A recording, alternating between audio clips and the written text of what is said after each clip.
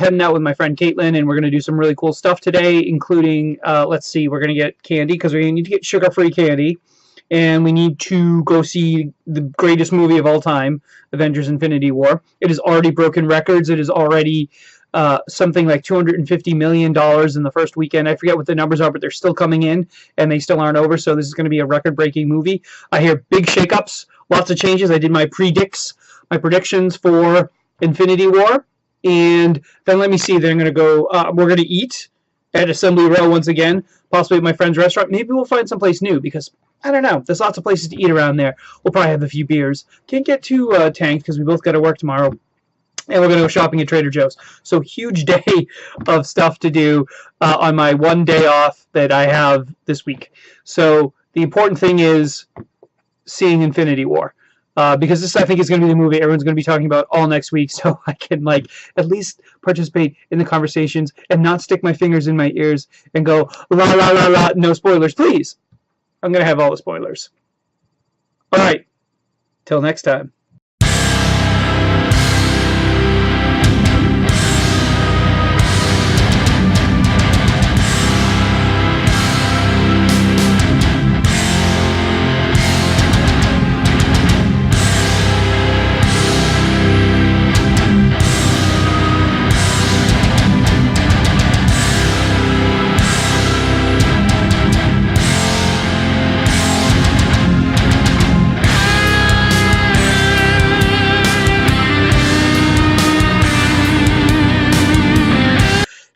Years of movies, over 20 movies, something like 30 plus characters, all coming together into one giant movie that probably has a cinema scope and feel of The Empire Strikes Back. Not since a movie has had a cliffhanger quite like that.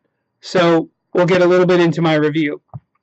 If you are a fan of comic books and a fan of the MCU, the movies that it started in 2008 with Iron Man had Thor, Captain America, Guardians of the Galaxy, Ant-Man, and eventually Ant-Man and Wasp, Doctor Strange.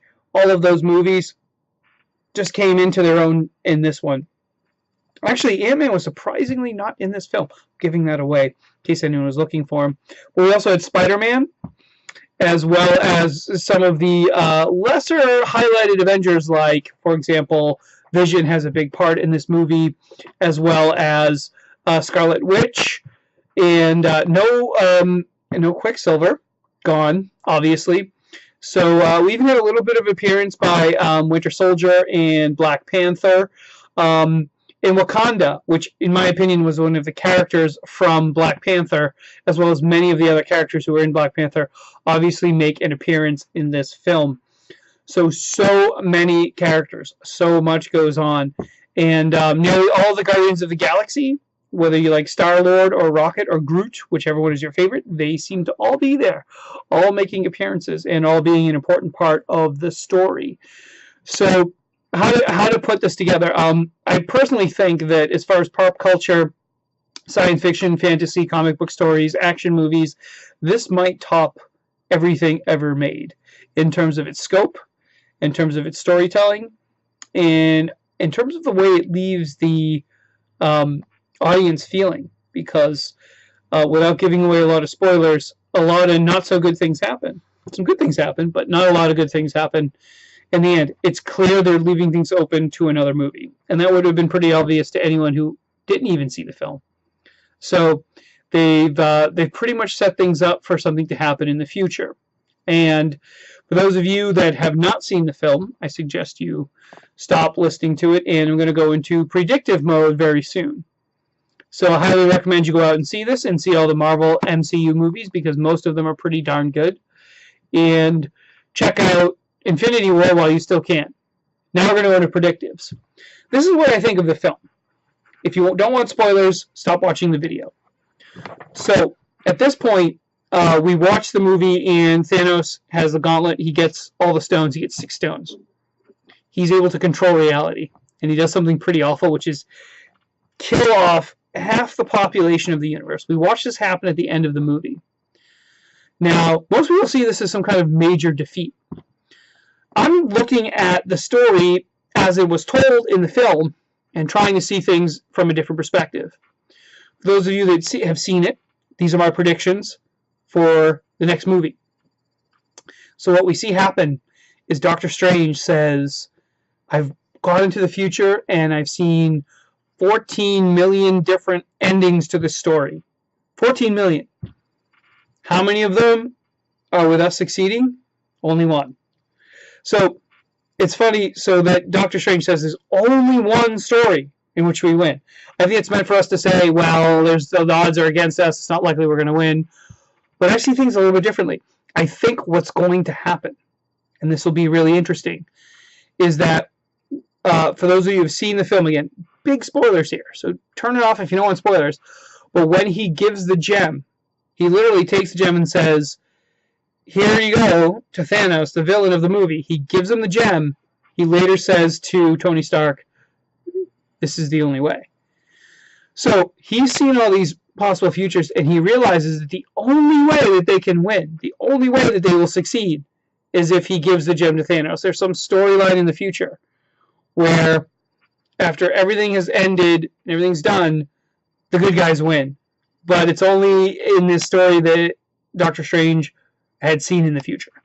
So we're not quite out of the works yet. So if Doctor Strange could have seen this future and realized, wait a minute, there's one way we can win this, but it has to happen this way. So it's the only way it makes sense that Doctor Strange would have given that final Infinity Stone to Thanos. Well, not quite the final one, but one of the final ones. Is because he really feels like, maybe this is the right way to do things. And he even says earlier, if it comes down to me sacrificing your life and the Spider-Man's life, I'm going to sacrifice their life just to save the stone, because I understand how important this is. When he sees the futures and he does his meditation, he goes into the future, that's when he realizes there's only one way to go forward, and this is the way to do it. So we're not quite losing yet, but at the same time we have an Empire Strikes Back effect. The bad guys win. We have to wait for the next movie to see the heroes remount a comeback. And we see a lot of the big heroes take a fall. We see some of the heroes rise up as well. Characters like Thor kind of come back from Thor Ragnarok. For those who have seen Thor Ragnarok, he kind of has a downer at the end when Asgard is gone. And he comes back from that. So we'll see. It's clear that Infinity War has only set things up for another film. So this is a great film. Go check it out. Go see it. I'm sorry if I gave anyone spoilers, but I did warn you. So if you're still watching and didn't want spoilers, too bad. But a lot of your favorite characters are going to have a big downside. Think about Han Solo being frozen in carbonite.